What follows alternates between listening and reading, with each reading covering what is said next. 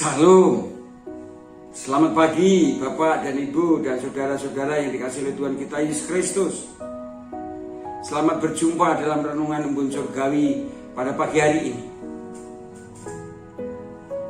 Pada pagi hari ini kita akan mendengar firman Tuhan dari kitab 1 Yohanes pasal 1 dan pasal 2. Dan saya berikan tema, apakah saya dan saudara orang Kristen?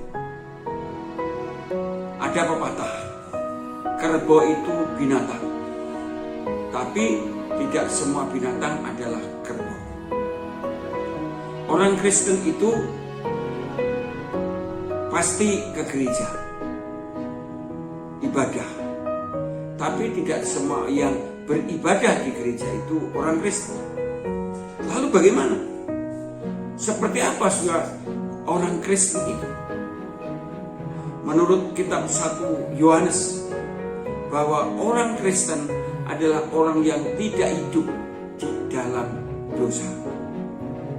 Kita dapat lihat itu di dalam 1 Yohanes pasal 1 ayat yang ke-6 yang mengatakan demikian.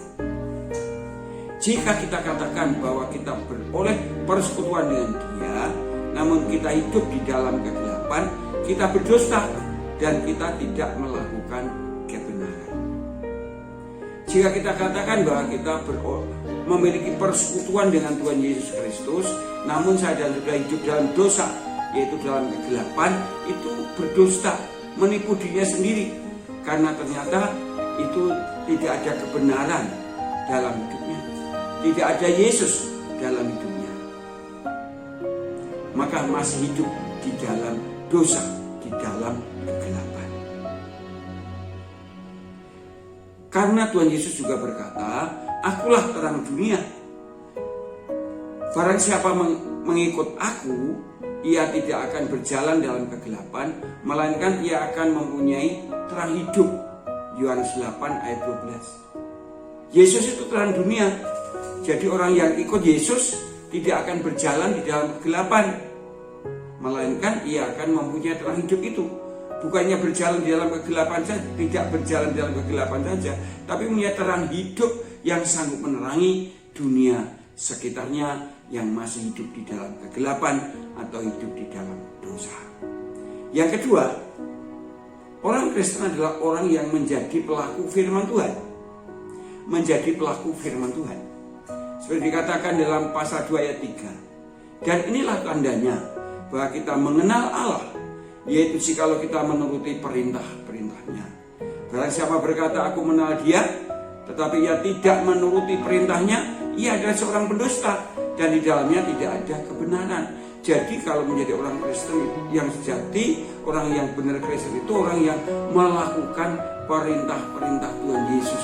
Kalau tidak melakukan, itu berdosa.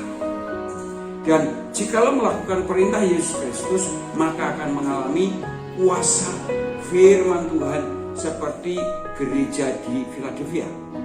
Yang dikatakan oleh Tuhan Yesus bahwa gereja itu kekuatannya tidak seberapa.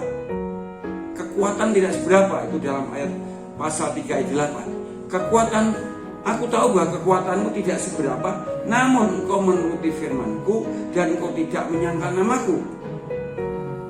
Karena walaupun kekuatannya tidak seberapa, tapi menuruti firman Tuhan dan tidak menyangkal nama Tuhan, maka mengalami kuasa, yaitu dibukakan pintu pekabaran Injil.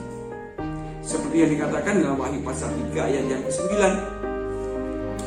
Lihatlah beberapa orang dari jemaat iblis, yaitu mereka yang menyebut dirinya orang Yahudi, tetapi sebenarnya tidak demikian, melainkan berdusta, akan kuserahkan padamu. Sesungguhnya aku akan menyuruh mereka datang dan tersungkur di depan kakimu dan mengaku bahwa aku mengasihi engkau. Inilah pintu pekabaran Injil dibuka, karena pada waktu itu jemaat iblis, yaitu jemaat orang Yahudi yang mengatakan dirinya jemaat Allah, tapi membenci, menganiaya orang-orang Kristen sampai orang Kristen pun bisa jatuh miskin karena susah mencari pekerjaan, dan juga kalau usaha pun juga mengalami kesulitan karena banyak orang tidak mau membeli kalau yang berdagang itu orang Kristen.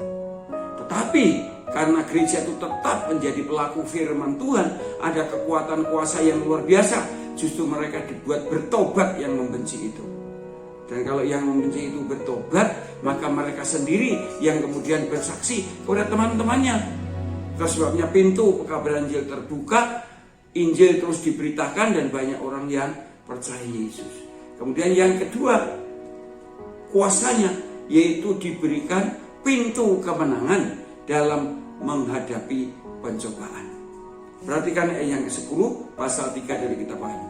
Karena engkau menuruti firman-Ku untuk tekun menantikan aku, maka aku pun akan melindungi engkau dari hari pencobaan yang akan menimpa atas seluruh dunia untuk mencobai mereka yang diam di bumi. Jadi kalau orang yang menjadi pelaku firman Tuhan itu akan dilindungi oleh Allah dari pencobaan-pencobaan dunia. Seperti sekarang ini pencobaan yang dialami oleh dunia adalah COVID-19.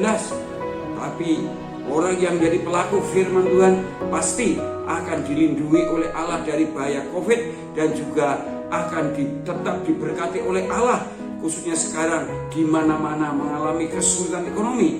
Tapi bagi orang yang menjadi pelaku firman Tuhan, Tuhan bisa memberikan mukjizat-mukjizat untuk mendapat terobosan-terobosan baru dalam dunia usaha, dalam pekerjaan, dalam segala apapun yang dikerjakan, sehingga diluputkan dari bencana yang mengancam dunia ini tentang ekonomi juga.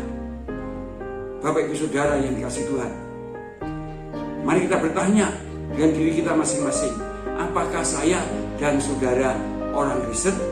Bertanyalah, apakah saya orang Kristen? Kalau saya orang Kristen, saya tidak hidup di dalam dosa. Kalau saya orang Kristen, saya menjadi pelaku firman Tuhan dan pasti mengalami kekuatan kuasa firman itu. Terima kasih.